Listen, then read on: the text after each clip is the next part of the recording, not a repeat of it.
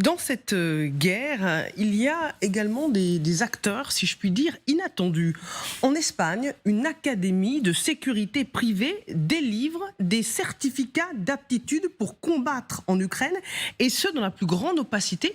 Racontez-nous, Lydie. GEOA Tactical, c'est le nom de cette entreprise espagnole qui prévient d'entrée de jeu sur son site internet. Nous ne sommes pas une entreprise militaire privée, sinon nous violerions l'article du code pénal qui stipule que sera puni ceux qui participent à une guerre à laquelle l'Espagne n'intervient pas. Pourtant, cette vidéo que vous voyez, eh bien, c'est la vidéo qu'on trouve sur le site justement de GEOA Tactical. Alors, de quoi parle-t-on? Eh bien, c'est une entreprise espagnole de sécurité privée, on va dire, créée il y a plus de 20 ans, en 1999. Elle compte plusieurs centaines de membres et elle propose des sortes d'entraînements militaires. Il y a le maniement d'armes, les opérations de secours en guerre ou bien d'autodéfense. Et puis, il y a ce stage de 5 jours qui est proposé à Barcelone. Le coût, 700 € pour ceux qui souhaiteraient partir sur le front en Ukraine. En fait, elle a été mandatée pour recruter, vous le voyez, 200 soldats qui partiraient donc en Ukraine. Nous avons un accord avec des unités de l'armée ukrainienne directement pour certifier leur préparation. C'est ce que nous dit le directeur. Et il y a, vous le voyez, plusieurs trentaines de candidatures qui auraient déjà été envoyées, des candidatures de volontaires avec à la clé pour eux en plus un salaire qui va de 2800 à 3400 €, ce qui n'est pas négligeable. Et il dit, le problème, c'est que le gouvernement espagnol n'approuve pas du tout cette entreprise. Et il y a bien sûr le fait que l'Espagne n'est pas impliquée dans la guerre en Ukraine, du moins pas militairement. Et puis en l'occurrence, la frontière qui est assez mince, il faut le dire, entre entreprises de sécurité et milices privées, comme par exemple Wagner en Russie. Alors, on a le directeur de GEOA Tactical qui se défend. Il tente de justifier l'envoi de volontaires sur place. Il nous dit que le gouvernement ukrainien a besoin d'hommes. Avec nos stages, nous pouvons accréditer des candidats qui ensuite partiront combattre. Le problème, selon lui, c'est qu'il y a des tas de volontaires qui partent en Ukraine sans formation. Alors, le cadre juridique, il est assez flou. Concrètement, ce type de formation n'est pas interdit en Espagne. Voilà pourquoi l'entreprise existe toujours, mais beaucoup critiquent un manque de transparence. Et puis, il y a bien sûr la question de cette formation, 5 jours en Ukraine. Est-ce que c'est assez pour partir sur le terrain? Sûrement que non. Mais là aussi, l'entreprise se justifie. Elle exige au moins 2 ans d'expérience dans la police, l'armée ou bien la sécurité privée pour envoyer ses volontaires. Ces contrats qui sont donc renouvelables, des contrats d'1 an qui sont directement payés par le gouvernement ukrainien. Merci beaucoup, c'est important à savoir, des contrats qui sont payés par le gouvernement ukrainien. Partons justement en Espagne pour retrouver notre correspondante Céline Schmitt. Bonjour Céline, on l'a entendu déjà un petit peu, mais on veut le confirmer avec vous qui connaissez l'Espagne mieux que personne. Cette milice qui ne dit pas son nom a l'air d'embarrasser le gouvernement espagnol. Oui, tout à fait, vous l'avez très bien dit, c'est l'embarras, c'est la confusion ici en Espagne. De son côté, Madrid demande à ses ressortissants de ne surtout pas voyager en Ukraine. Le ministère espagnol de l'Intérieur a précisé que ce type d'entreprise ne dispose d'aucune homologation. On sent bien là, et vous l'avez dit, qu'on est dans une sorte de zone grise avec l'entreprise principale intéressée, GEOA Tactical, qui indique effectivement ne pas être une entreprise militaire privée. En cela, elle considère ne pas violer le code pénal. Elle se définit davantage comme une sorte de filtre et d'intermédiaire qui pourrait permettre la future embauche de personnes expérimentées, donc par les autorités ukrainiennes elles-mêmes. Mais là où ça pose encore beaucoup de questions, c'est aussi de savoir si effectivement les experts se posent la question, si ces effectifs pourraient rejoindre par la suite des entreprises militaires privées, ce qui en ferait de véritables mercenaires. Ce que je peux vous dire donc, c'est qu'en Espagne, cette entreprise, elle pose énormément de questions à tous les niveaux. Et comme vous l'avez très bien dit, ce qu'on exige ici, c'est davantage de transparence. Merci beaucoup Céline Schmitt, correspondante en Espagne, pour ces précisions en direct. Moi, je suis un peu tombée des nues quand on a lu l'article ensemble avec Lydie. On a beaucoup de groupes privés, de milices qui offrent leur service dans cette guerre. On a un certain nombre d'anciens militaires qui sont allés se battre. Moi, je connais... en fait, il y a eu dans le Figaro, il y a quelques mois, l'exemple de cet ancien commandant de l'armée française qui recrute des gens qui se battent en Ukraine.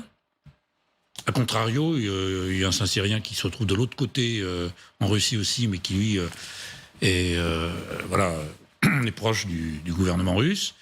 Non, bah oui, vous avez une guerre quand même en Europe, avec une unité européenne dont la France, l'Espagne, l'Allemagne, qui ont pris parti clairement pour l'Ukraine, qui s'est fait attaquer par la Russie.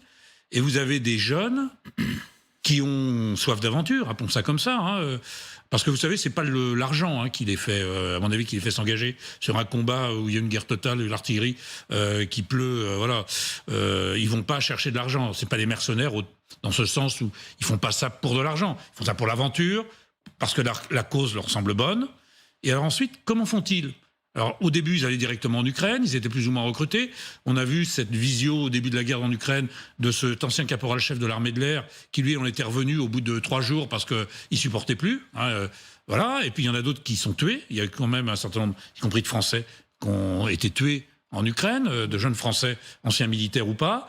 Donc, si vous les mettez-vous à la place de ces jeunes, donc évidemment, la nature a horreur du vide, le monde capitaliste aussi. Donc, cette entreprise Geotactical est entrée sur le créneau. En plus, elle est à Barcelone, elle est en Catalogne. Alors, je ne sais pas quelles sont les différences de traitement de la loi entre la Catalogne et l'Espagne. Il y en a. Alors voilà, il y en a. Donc c'est peut-être aussi une opportunité d'avoir mis cette entreprise à Barcelone et non pas à Madrid ou ailleurs en Espagne. Oui, c'est certainement. Les Britanniques sont beaucoup plus discrets, mais il y a beaucoup d'anciens militaires britanniques qui se battent dans les rangs ukrainiens. Que font-ils ? Comment font-ils ? Voilà. Donc il y a peut-être une filière aussi. Donc là, on a pris l'exemple de cette entreprise, c'est vrai, qui pose problème parce que l'Espagne n'est pas en guerre contre la Russie. Vincent Crouzet. Oui, il y a plusieurs choses. Chez nous, en France, on a des sociétés aussi qui forment des combattants. D'ailleurs, il y a quelques semaines, il y a quelques mois, il y avait eu un projet, effectivement, de privatiser la formation des combattants ukrainiens qui est pris en charge par 3 régiments à l'heure actuelle en Pologne et en Roumanie, et de privatiser, en fait, cette formation militaire par des entreprises françaises. Ça avait d'ailleurs soulevé un tollé. Et puis une certaine incompréhension aussi au sein des armées. J'ajoute qu'en France, le mercenariat est formellement interdit par une loi de 2003, qui a eu des directives européennes qui ont été signées par 22 membres de l'Union européenne, qui interdisent formellement la constitution de SMP, de sociétés militaires privées en Europe. Là, effectivement, on est à la limite. Alors, j'y vois un avantage. Ça permet de canaliser et de savoir qui part en Ukraine. Et de ne pas finalement laisser les gens dans la nature et de pouvoir les contrôler leur identité, ce qu'ils ont fait auparavant, et peut-être éventuellement pour mieux maîtriser leur travail sur le terrain, et éventuellement aussi pour les récupérer et pour les extraire du champ de bataille. Donc ça ne présente pas que des désavantages finalement. Maxime Lefebvre. Moi, je pense qu'il y a 2 problèmes dans cette affaire. La première, c'est que, visiblement, effectivement, cette entreprise, c'est la Catalogne.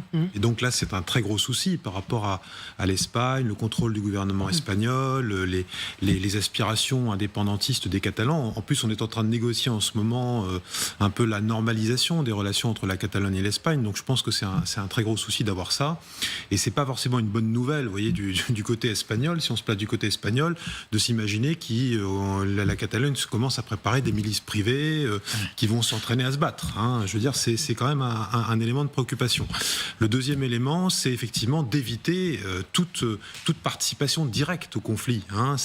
Les règles du conflit sont clairement posées. C'est une guerre entre la Russie et en Ukraine. C'est pas une guerre directement des pays européens ou de l'Alliance contre la Russie, parce que là, on est parti pour une escalade dont on ne sait pas où elle s'arrêterait.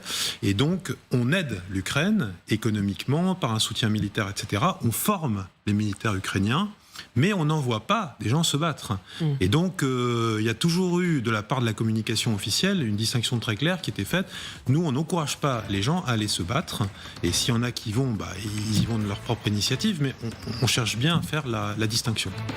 Oui, juste d'un mot, non, ceux qui s'engagent et qui partent, ça nous rappelle ce qu'on pense à l'Espagne, aux brigades internationales. Ils y vont parce qu'ils sont convaincus et ils ne passent pas par la case formation avec effectivement ce soupçon aussi. Il faut s'interroger sur cette entreprise et ses véritables motivations.